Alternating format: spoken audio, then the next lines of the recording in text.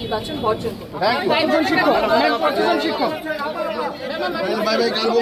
দেখেন আমি অবাক হচ্ছি যখন আমরা মনিটরিং করছি তখন নতুন নতুন ভোটার তৈরি করা হচ্ছে। একটা নির্বাচন কমিশন কেন এই ভোটারদের যে আপডেটটা তারা কেন শিক্ষার্থীদের সামনে উন্মোচন করবে না? কেন যেদিন নির্বাচন সেই নির্বাচনের সময় কেন তারা নতুন নতুন ভোটার তৈরি করছে? এই জায়গা থেকে আমার মনে হচ্ছে যে এখানে নানান ধরনের অনিয়ম হচ্ছে। আমরা গতকালকে থেকেই শুনতে পাচ্ছিলাম, আপনারা ফেসবুকে দেখেছেন যে অতিরিক্ত ব্যালট পেপার ছাপানো হয়েছে। কেন অতিরিক্ত ব্যালট পেপার ছাপানো হলো? নিশ্চয়ই এটার পিছনে উদ্দেশ্য আছে। আমার মনে হয়েছে যে আজকের যে নির্বাচনটা সেটা ছিল আসলে একটা সাজানো নাটক।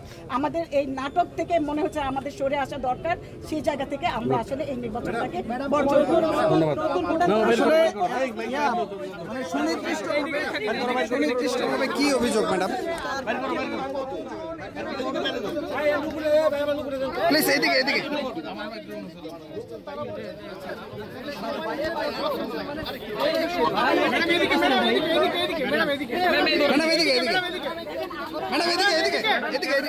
এদিকে সামনের দিকে।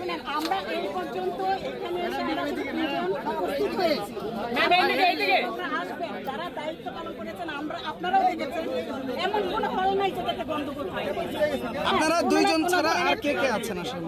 দেখেন আমরা এখানে 3 জন শিক্ষক ছিলাম, আরো শিক্ষকরা আসবেন এখানে। হ্যাঁ, আমাদের কিন্তু সংবাদ সম্মেলন করার কথা ছিল, কিন্তু তার আগে কিন্তু আপনারা এখানে উপস্থিত হয়েছেন। আমি অধ্যাপক শামিমা সুলতানা, বাংলা বিভাগ, হ্যাঁ বাংলা বিভাগের অধ্যাপক। হ্যাঁ, তো আমার মনে হয়েছে যে অনিয়মগুলি দেখেছি। আপনি দেখেন আমি নির্বাচন কমিশনের একজন সদস্যকে আমি কল করেছি, দেখেন আপনারা যে মার্কারটা দিয়েছে সেই মার্কারের কালিটা থাকছে না, উনি হেসে উড়িয়ে দিলেন।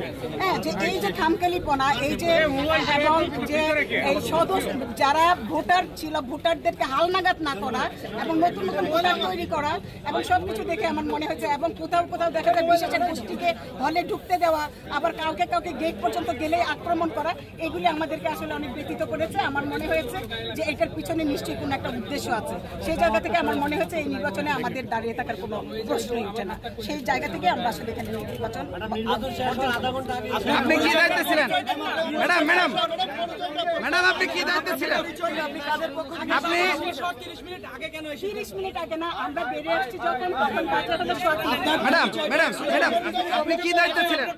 ম্যাডাম আপনি মনিটরিং সদস্য। আচ্ছা ম্যাডাম ছাত্রদল ম্যাডাম ম্যাডাম ম্যাডাম ম্যাডাম অন্যান্যরাও কথা বলবেন। ম্যাডাম আপনি কার পক্ষ থেকে কথা বললেন?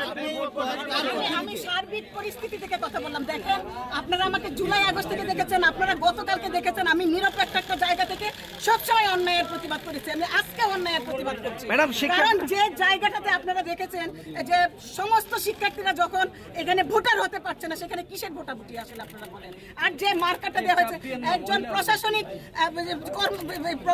প্রশাসনের দায়িত্বে থাকা একজন উপাচার্য যখন বলেন যে এখানে ব্যালট পেপার বেশি আছে আপনারা ছিঁড়ে ফেলেন, এটা কোনো তো দায়িত্বের মধ্যে পড়ে না, এটা দায়িত্ব জ্ঞানহীনতা। ম্যাডাম আপনাকে